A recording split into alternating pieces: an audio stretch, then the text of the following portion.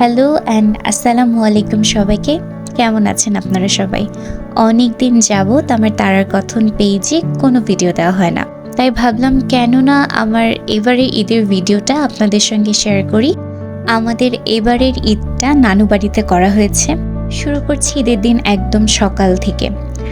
সকাল সকাল আমি আর মেঘা ঘুম থেকে উঠে আমরা প্রথমেই চলে যাই রান্নাঘরে। এই যে আম্মু এখানে মেঘাকে দিয়ে লবণ টেস্ট করাচ্ছিল যে খিচুড়িতে লবণ হয়েছে নাকি। প্রত্যেক ঈদের দিন সকালেই আমাদের একদম ফিক্সড মেনু থাকে এই খিচুড়ি। বিশাল বড় একটা পাতিলে খিচুড়ি রান্না করা হয়, সাথে থাকে আরও বেগুন ভাজি, পেঁয়াজ মরিচের ভর্তা, মাংস।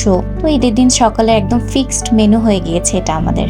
তারপর এই যে আমার ভাইগুলো সব নামাজে যাচ্ছিল আর আমি আর মেঘা রেডি হয়েছিলাম যাতে ওরা আসার পরপরই আমরা ভাই বোনরা সবাই মিলে ছবি তুলতে পারি।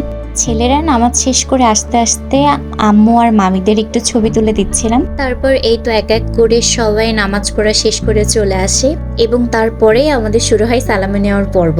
আমরা মামা মামিদের কাছ থেকে তখন সালামি নেওয়া শেষ করে তারপরে ভাইয়াকে অ্যাটাক করি, ভাইয়ের কাছ থেকে সালামি নিচ্ছিলাম।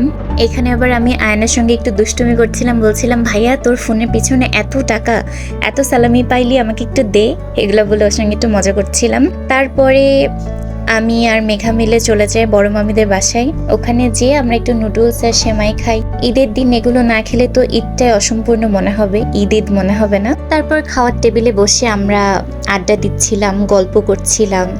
এগুলো করতে করতে মেঘাকে আবার বলছিলাম, মেঘা আপু একটু তাকা, দেখ তোকে কি সুন্দর লাগছে। ও আবার তাকিয়ে বলছে, আমি জানি আমি সুন্দর, আমাকে তো সুন্দর লাগবে।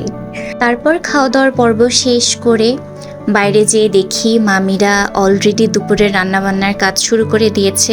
ঈদের সময়টা আসলে সবসময় দেখি সানসেটের উপরে নানি যেসব বড় বড় পাতিল রেখে গিয়েছিল এইসব পাতিল নামানো হয়, তারপর পাতিলের মধ্যে রান্নাবান্না করা হয়, মজার মজার খাবার দাবার।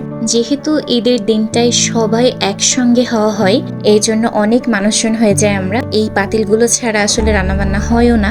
তারপর দুপুরে খাওয়া দাওয়া সবাই একসঙ্গে মিলেমিশে শেষ করে আমরা যে যার মতো ঘুম। কারণ ঈদের দিন আসলে খুব একটা বেশি কিছু অ্যাক্টিভিটিস আমাদের করা হয় না, কারণ প্রত্যেকবারই সে একই জায়গায় ঘুরতে যাই, একই জিনিস করি। এবার একটু ছবি টবি তুলেছি আমরা সবাই একসঙ্গে, কিন্তু বাড়ি থেকে বাইরে যাওয়া হয়নি। তো এভাবেই আসলে আমাদের ঈদের দিনটা শেষ। কিন্তু ঈদের পরের দিনটা কিন্তু আমরা টুকটাক ঘোরাঘুরি করেছি, মজা করেছি। সেই ভিডিও দেখার আমন্ত্রণ জানিয়ে আজকে ভিডিওটা এখানে শেষ করছি। আল্লাহ হাফিজ।